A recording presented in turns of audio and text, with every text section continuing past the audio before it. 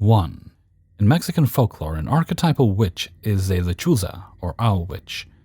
It is said a lechuza makes a pact with Satan or other evil spirits in order to gain this ability. They are often portrayed as older women, and it is said, remove their legs and hide them while they are in owl form. As a child, I was told legends by my maternal grandmother who swore encounters with witches. Luckily, I wouldn't have any encounters until my adulthood, 2 years ago. I was in Mexico, in my dad's hometown, a small town of maybe 9,000.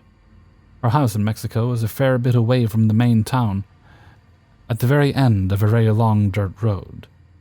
To the left of the road is small traditional houses, and to the right is a deep gully or trench, which was once a river, and on the other side of the gully is woods. It was around the time of the town's festival, which was an excuse for the adults to get drunk in the town's plaza, while the kids played at the fair. I opted on leaving early as I was tired and didn't like drinking. I hitched a ride with someone from town who lived at the beginning of the dirt road, which meant I'd have to walk about a mile. Close enough. 10 minutes into my walk, I heard what sounded like birds, and assumed the birds nearby in the trees were settling down for the night. I looked at the trees, and about 10 feet up, I saw a pair of eyes, bright orange, staring down at me. I was unnerved, but pushed on and ignored it. I heard more rustling and looked back, noticing the eyes had gone, which led me to believe that the bird had flown away when suddenly I heard a voice from the bottom of the gully say, "Hey, sir, come here." I decided to ignore it, but it kept pestering me until I snapped and walked towards the gully to tell this woman to leave me alone. I started telling her that I was in a rush to get home when I noticed something weird. She was dressed in Taramua, native attire, which meant she had a long skirt, but it wasn't all the way down. This woman's ankles were missing, and she appeared to be floating. She looked at me with utter hatred in her eyes. I realized she knew that her secret was out, and I bolted for the house, hearing as a large flapping sound followed me. I looked back, and flying behind me was a huge owl with bright orange eyes. I ran into the house, but I only had a few seconds of peace before something was banging on the door, screeching inhumanly. I panicked and remembered my grandmother telling me prayer was the best defense against a witch. So I started doing that, which seemingly worked as the screaming stopped. I decided to place salt in the doorways when something broke the kitchen window above the sink. Attempting to come through the window was that same owl, but this time it was gargling vaguely human words. In a panic, I took the salt I was using on the doorways and threw it at her. Immediately it backed away from the window and perched itself on the fence, staring daggers into the window. I sat on the couch, on edge all night, and eventually passed out.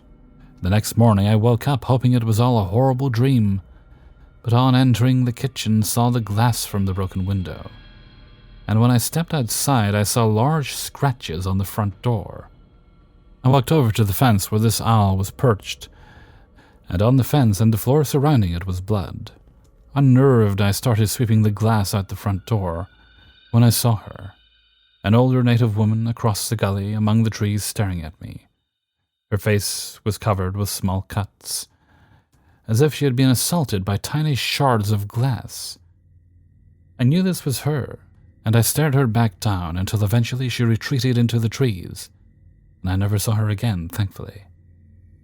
Every time I go back, I still place salt in the doorways and pray as soon as I enter the house. Often in that house I feel watched, and other people who stay report voices outside and gnawing on the roof. I know she sits in the trees waiting until she can attack me again. 2. When I was growing up, at around age 10, we moved to a new city and into a newly built home. This was a rural area about 7 miles outside of the city where each homeowner had around 3 to 5 acres of land and a good bit of privacy. Soon after we occupied the new home, I started to notice little things at first. Cabinets opening after being closed, lights turning on and off by themselves, shut doors opening on their own. My older sister, who is in college, visited pretty often, was more sensitive to paranormal stuff and told me to be careful, that the house was definitely haunted or had an entity attached to it. My mother never seemed to notice anything around the house, and about a year after we moved in, she started a new job, working later into the evening, and so my brother and I were usually home alone after dark quite often. My sister took full advantage of this and would have friends over and throw parties quite often during the summer. I remember one particular party where a Ouija board was brought out, and I just assumed it was all fun and games. But after that night, there was an increase in the activity in the house. We had a gas fireplace that would ignite randomly and go out immediately, but the gas valve was closed. Our microwave melted itself while we were gone one day, and the display was flashing 9999 when we returned home to a house full of smoke. On the weekends, I would usually stay awake and watch television in the living room until I fell asleep on the couch. Without fail, every time I did this, I woke up to the TV being only static and white noise.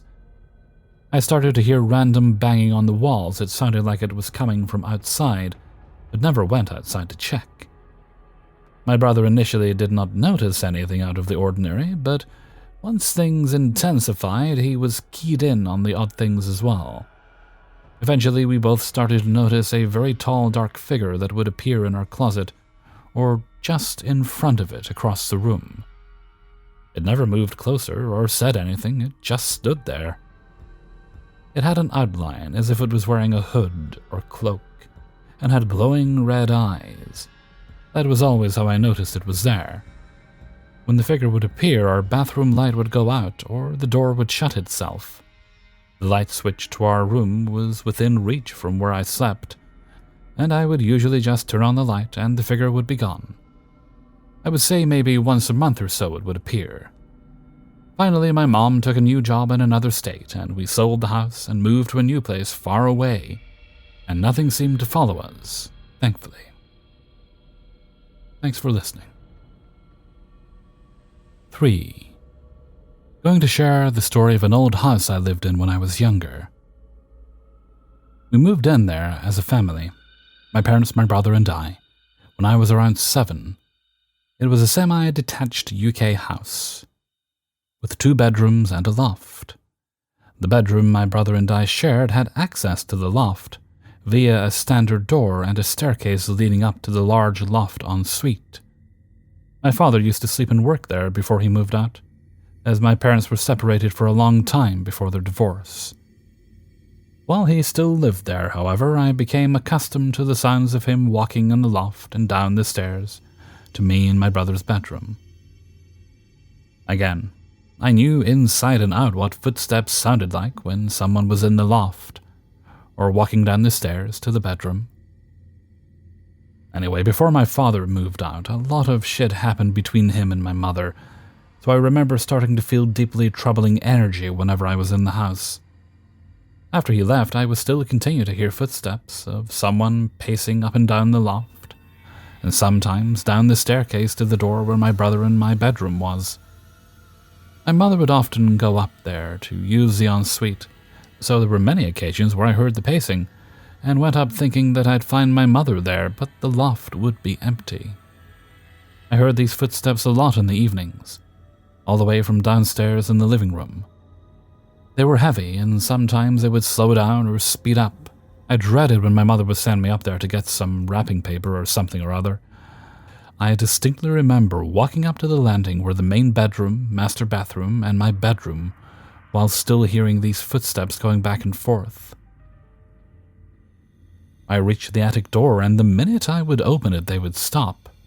Sometimes when I felt brave, I'd do a thorough check of the loft space and ensuite, again finding no one there.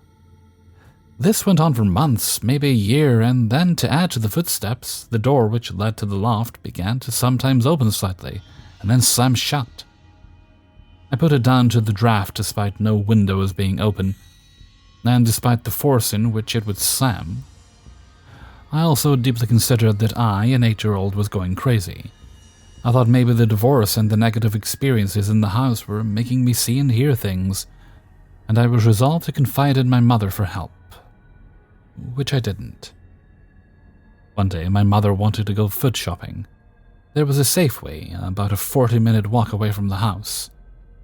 But on that specific day, I was too tired to do the 40-minute walk, and threw a tantrum adamant I was going to stay home by myself. My brother and Mum left, and I sat down on the sofa to watch TV. The sofa was against the wall to the staircase leading up to the landing with the bedrooms. After about 20 minutes, I began to hear the footsteps pacing in the loft, and started getting spooked. I remember thinking, it's all good, they'll stop soon, and if they don't, nothing bad will happen. There's nothing up there. And then they started coming down the loft stairs. At this point, I turned the TV volume way up. I consoled myself with the idea that this was a usual thing, and I remember telling myself it's okay, they'll stay there. But they didn't. I started hearing them heavier walking across my room. That feeling was like absolute horror. Like someone was up there and now they knew I was alone. Again, I thought, okay, as long as they stay a floor above, I'll be good. I calculated in my head that the steps should have reached the top of the staircase leading to my floor by now. I held my breath, heard nothing, and was about to dismiss it all as stupidity, but then it started walking slowly but loudly down the stairs just behind me. To the right of me was the door entering the living room, and I made the decision that I was not going to look, because there was something there, and I could hear that there was something there. Anyway, I started singing to myself. I sang, "Twinkle, twinkle, little star, how I wonder what you are," so loudly over and over again, and to be honest, I don't remember much after that, apart from hearing a knock on the door after what felt like literally only a minute, even though my brother and mother were probably only halfway to Safeway, and then opening it to see both my mother and brother back with the shopping. The footsteps continued after that like they did before this day, as well as the door slamming. I never told anyone, and we moved shortly after. I never brought it up again, until I was about 11. By then, I had chalked these events down to my life at that house having a negative effect on my mental health. So my brother and I had gone to dinner with my dad at a pizza place, and we must have been talking spooky things. I thought, oh, why not tell them what I experienced in the house? I told the story in a brief way, with not much detail, and I look up to see my brother literally go pale. All he said was, "I heard them too." And he went on to describe the sound and speed and heaviness of the footsteps, the change in direction, the door slamming, all of it. My father suggested it was the neighbors due to the house being semi-detached. But even as an 8-year-old, I was thorough. I made sure I could differentiate. I often heard the neighbors running or going up and down the stairs, and that wasn't it. 4. Hello everyone. I'd love to share my honest experiences with you. Firstly, when I was a 15 or 16-year-old who never had an alcoholic drink, smoke, or drug yet at this time of my life, living in my parents' house that was built for them, my family was very Christian. I had my own room, but I loved to sleep on the leather couch in the living room for whatever reason. One night I was physically tired, but my mind was very much awake. As I attempted to sleep for about 40 minutes, I began feeling strange vibrations all over my body. Then suddenly it stops. My eyes are opened and I can see the ceiling and walls connecting to the ceiling. The POV of me laying with my back on the couch.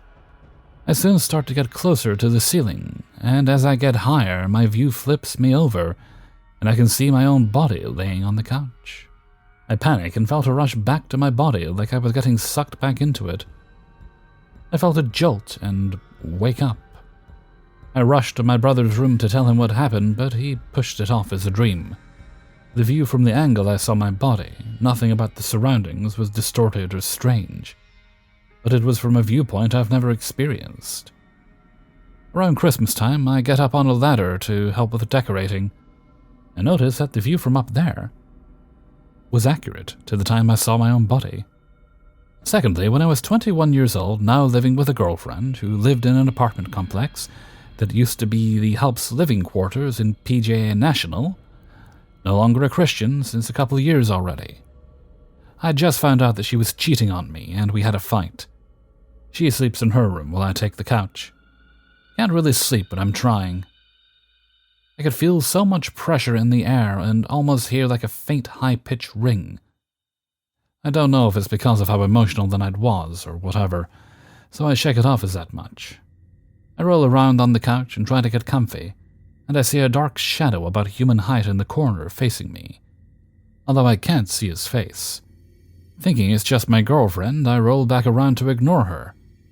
I immediately hear her let out a scream from her room, and I went to see what's happening. I ask her, "What are you doing?" First you were standing there looking at me, and then you're screaming. She says that she saw a dark figure in the room. I tell her I know we're going through shit, but tonight we sleep together. Thirdly, still living with a girlfriend after giving her a second chance, and we worked on it together. We would come home to a glass of water on the coffee table, completely filled to the brim with water. We never had a pitcher there, and would get water from the tap. No fingerprints on the glass either. Fourth, we break up after she cheats on me again with the same person. I was a sucker. We maintained a kind of friendship afterwards. She moves out of the apartment and moves to her mom's house in an older historic part of northern Florida. My family goes up to the area for some reunion thing with their classmates, and I hit her up and let her know I'm in town. My sister, brother, and I stay at her mom's house with her.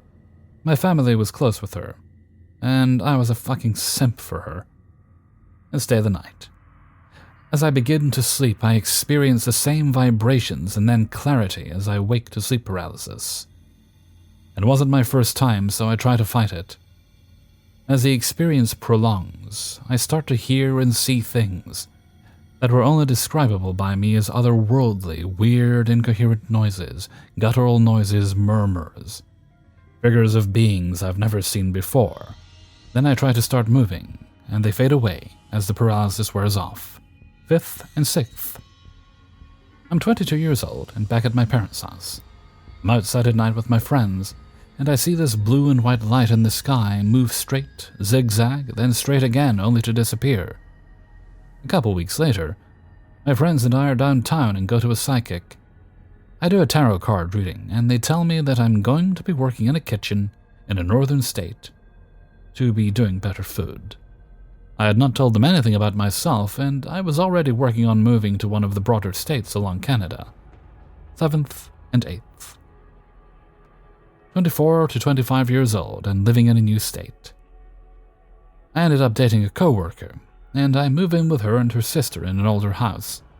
The house is fine, but the basement had literally hundreds, if not thousands, of houseflies. They had a dog and cat living in the house. As soon as her sister moves out, all the flies disappear. I found out later that they believe her sister was once maybe possessed by something. Because when she was between the ages of 4 and 7, she was sat up in her bed after being asleep and started to speak incoherently. Their mom and dad couldn't move her body to help her lay down comfortably because she was sitting up stiff as a board. Then she stops and goes back to sleep. No other experiences, as far as I know, happened like that again to her sister. A couple months later, my girlfriend and I now work at different restaurants in different cities, about a 30-minute drive apart. I'm leaving work in an Uber, and I get a call from her to look up in the sky and see if I can see the same shit she was seeing. 6 or 8 balls of light in a perfect circle formation, shining down through the clouds. There were no rays of light from spotlights shining on the bottom surface of the clouds. It was clearly shining through from the middle or top of the clouds. It isn't moving at all. After a while, it just disappeared. Anyways, if astrology matters at all, I'm a Scorpio, sun and rising, Aries moon, and have stelliums in both Capricorn and Scorpio. I am no longer a Christian, but I'm also not an atheist. I hope all the info I gave can help anyone to help me figure out if I was hallucinating or anything of these events, or if I've actually had paranormal experiences. 5. We had an assignment for my high school English class to write a narrative of something that happened to us, and one of the prompts was a recurring dream you've had. And so I thought this experience was perfect for the assignment. Although this was written for my class and seems like fiction, this all really happened, and I'm curious if anyone has experienced something similar. It all started the summer of 2012 when my family started getting unusual creepy dreams. It began with my mom. However, before she even informed the rest of us about them, I could tell something wasn't quite right. There seemed something different about the house. Something I would never have believed until it happened to me. The rest of my family could sense it too, even my pets. You may be wondering what this is all about, so let me begin my story. As I mentioned earlier, I could tell something was different about the house before my mom confessed about the eerie dreams. The first noticeable occurrence were the frightening noises from my parents' room. At random times during the day and night, what sounded like someone walking from one side of my parents' room to the other was heard. It was like someone was taking a slow, calm pace across the floor. Just thinking about it sounds like something you would hear crazy people talking about on ghost shows. It is true, though. Even my mom, who never believed in any of that stuff before the dreams, heard them and was confused. My first reaction was that there was an intruder in the house. After I nervously searched upstairs with the phone in my hand, ready to call the police, I realized I was alone with just my pets. Relief rushed through my body as I came to the conclusion that my house was just settling like it normally did. Even though noises were heard throughout the whole house when it settles, that was the best explanation I could come up with.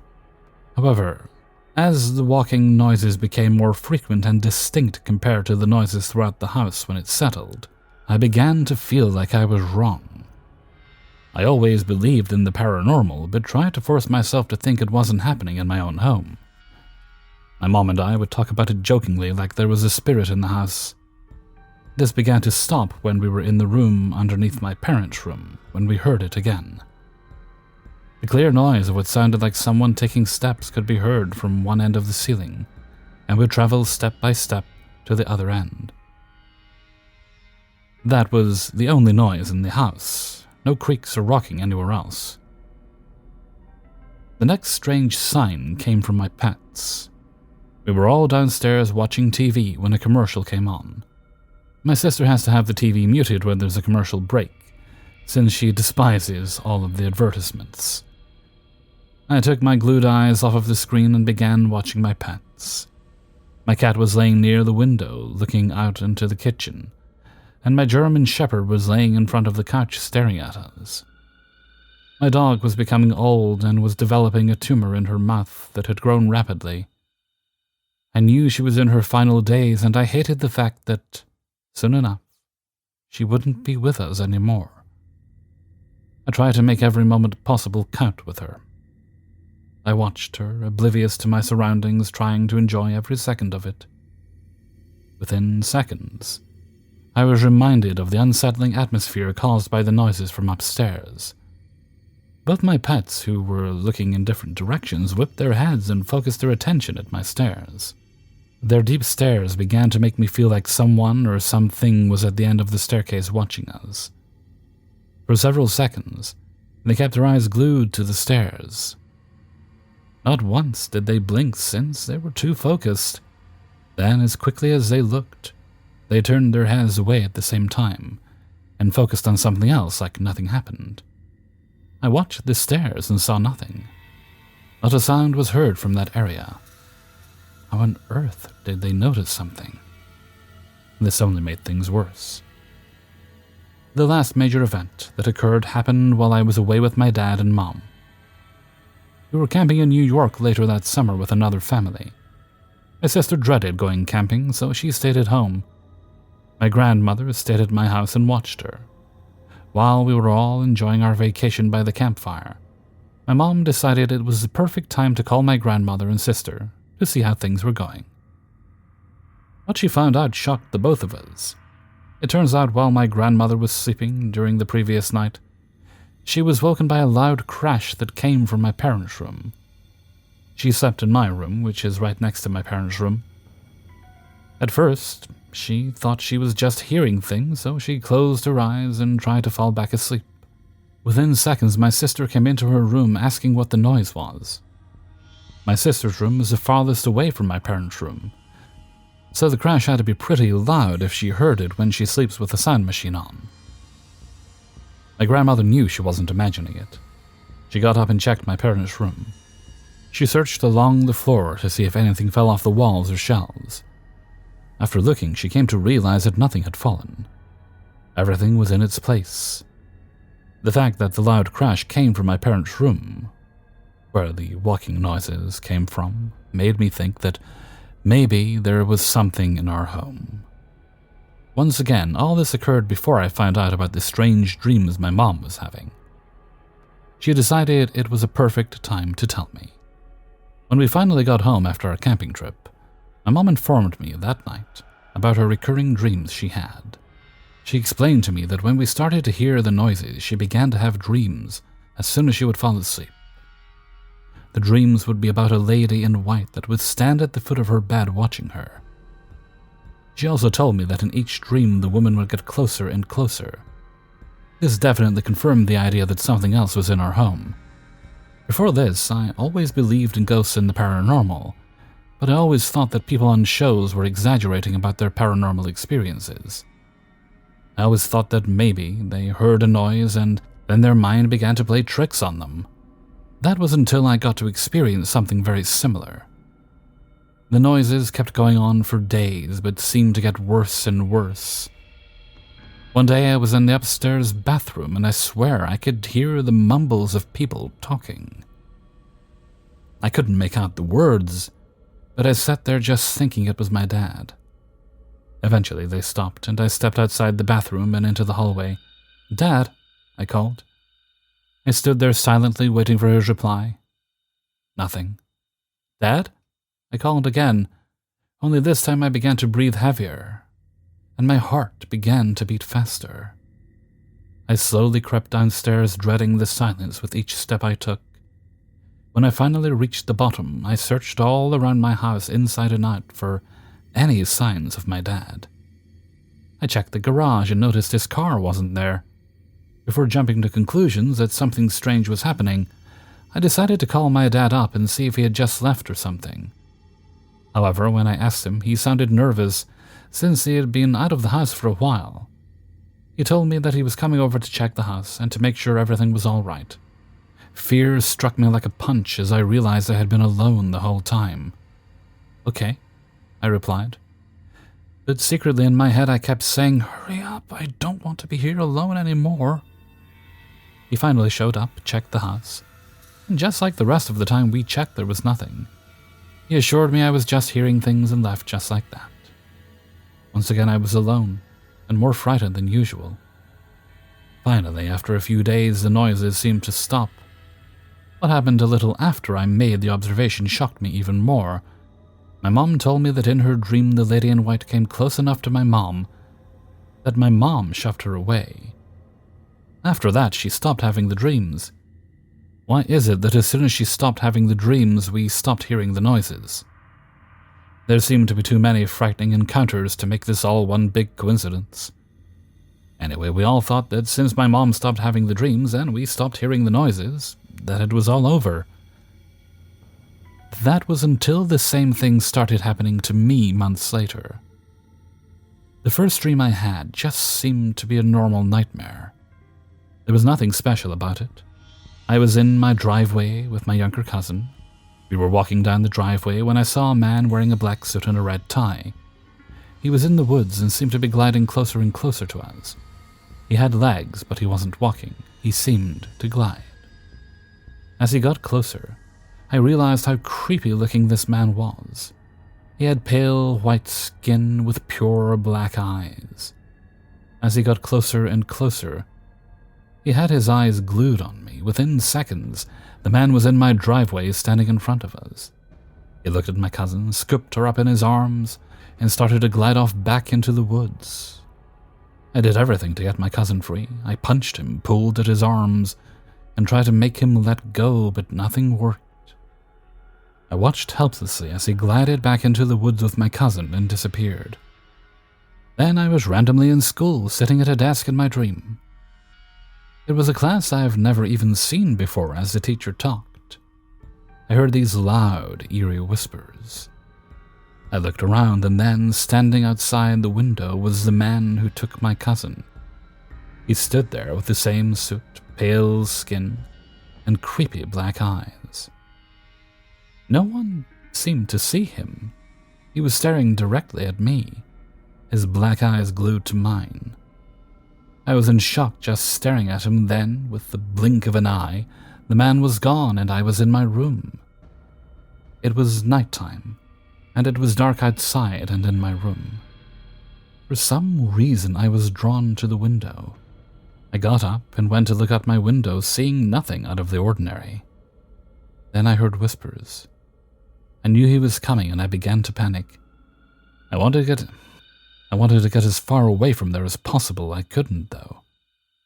It was like I was stuck in cement and was forced to watch out the window.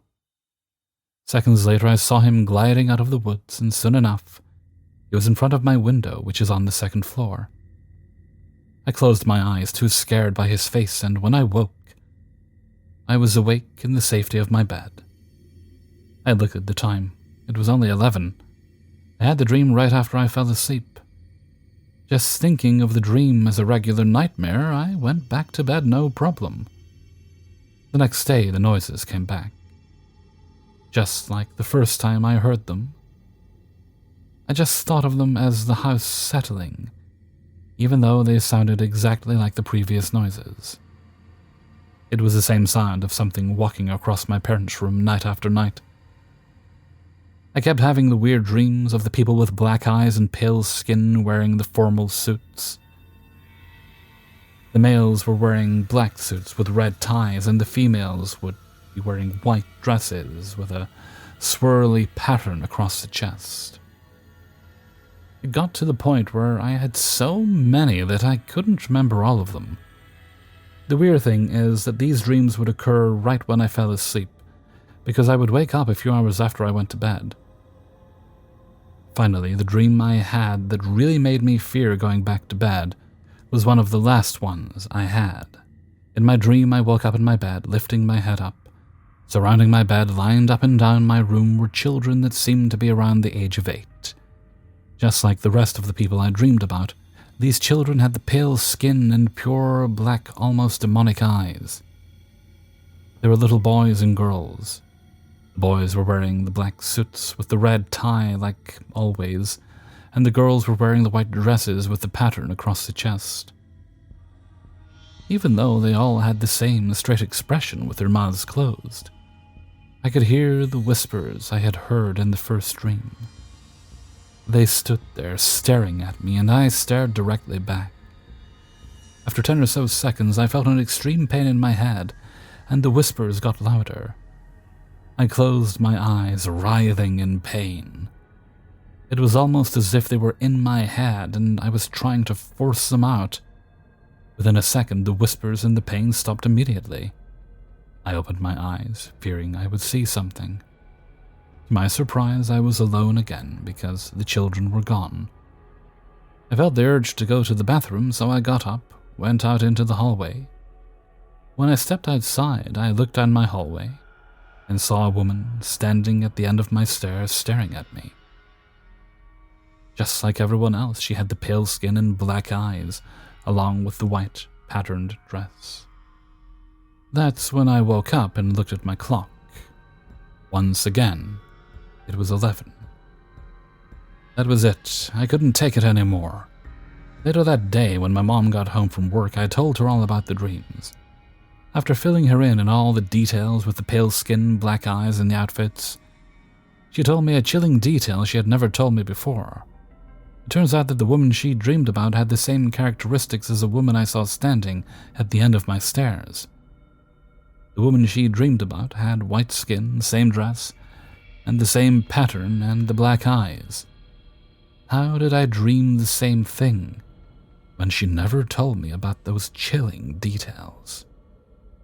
When I asked her why she didn't tell me earlier, she said she didn't want to freak my sister and me out. Of course, after she told me, I was afraid to go to bed in fear that I would see the black-eyed people again. However, I was also interested in what dreaming of people with black eyes meant. That's when I decided to look it up. I hopped on my laptop and typed it on Google. There were a range of explanations, some saying that I look at life like a negative thing, the people were demons, etc. Of course, the demon thing freaked me out, but the one that scared me the most was the explanation from the Bible. Basically, according to some part of the Bible, if you dream of people with black eyes, it's God's way of warning a person that great harm is coming.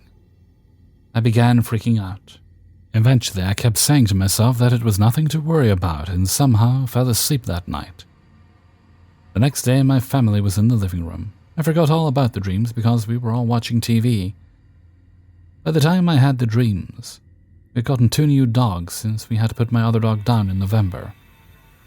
Anyway, I called one of my dogs over to come to me, since he was in the dining room by himself. He began to come towards me until he got to the stairs. He completely froze and stopped dead in his tracks when he got to the bottom of the staircase. I kept calling him over and over, but he wouldn't come. He had to go all the way around through the kitchen to get to the living room. As to why he wouldn't go near the stairs, I have no clue. The only explanation I could come up with is something having to do with the creepy dreams. It all added up. It sounds crazy and still sounds crazy to me. But I can't just sit here and pretend it never happened. Another weird thing is after a few days of looking up what the dreams all meant with the Bible explanation, great harm did come. It was the Boston bombing. Was it a sign or just a coincidence? After everything I experienced, I truly believe it was a sign. How else could they have played out in the perfect order? There can't be a scientific explanation. It all had to mean something. After a couple of weeks, during April vacation, I had another dream involving the people. I was up north at a resort, forgetting all about the dreams. It hadn't been on my mind since the bombings. On the last night I was at the resort, I had the dream. Everyone in the previous dreams were in this one, the kids, the woman, however. In this dream they had normal eyes and were happy. They weren't scary, but they were comforting. In fact, I was so happy I was laughing. Then the thought hit me. Are these people evil? Could they be demons? It was like the woman could read my mind because she chuckled and said, "Oh, don't worry, we're not demons. It was all just a sign. However, watch out for the shadows." The last thing she said left me even more frightened. When I woke up that morning, my friend even said she heard me laughing in my sleep. That was the last I heard of the people with the black eyes. No more noises, no more dreams. It all just stopped. I hope that was the last of them. Maybe it was all in my head, maybe it wasn't. Either way, I know what I saw and heard and dreamt, and no one else can tell me otherwise. I know there are people who think people like me are crazy and are just hallucinating. I don't blame them. However, if they experienced what both my mom and I did, they would know that something like the paranormal definitely exists. There is no scientific explanation that can explain what is responsible for what happened. I just hope and pray that it is over with, and we don't have to experience it ever again. Hey everybody, Hellfreezer here, and thank you very much for listening to Paranormal Stories, episode 291. And thank you very much to everybody who allowed me to use their stories in this video. Before you go, please do hit the like button and share the video around with a friend or family member. Like a stupid Hellfreezer, I came up to start recording and I didn't bring a bottle of water with me, so I'll go do that before recording the next one. Doing 3 videos tonight before I go to bed. then I won't have to do any recording tomorrow. In theory, I figure, okay, if I do a marathon recording session, I can rest the voice for longer. And that technically makes sense. Alrighty, before we have the question of the day, we have a little birthday shout-out to do. And today's shout-out goes to Elizabeth. And a very happy birthday to you, Elizabeth. Your husband Cliff sent in the shout-out.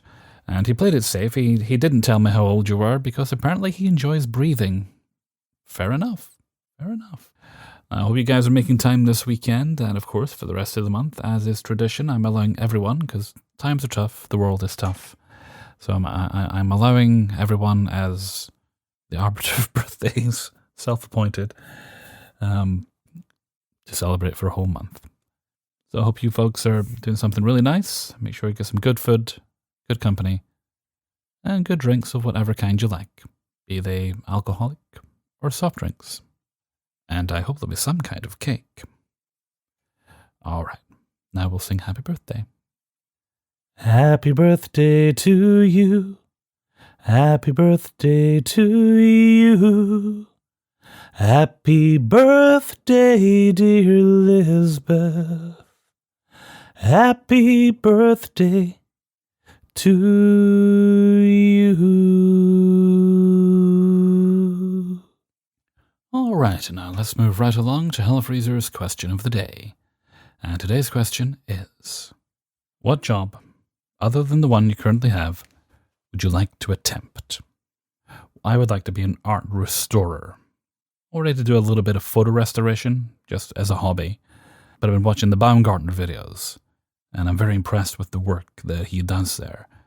Obviously, decades of training to be as good as he is, but it's something that if I were not doing what I currently am, or I could not do what I currently am, I'd like to pursue something in the creative arts. Let me know what you think in a comment below. Okay, and with that, I'm going to head off for now.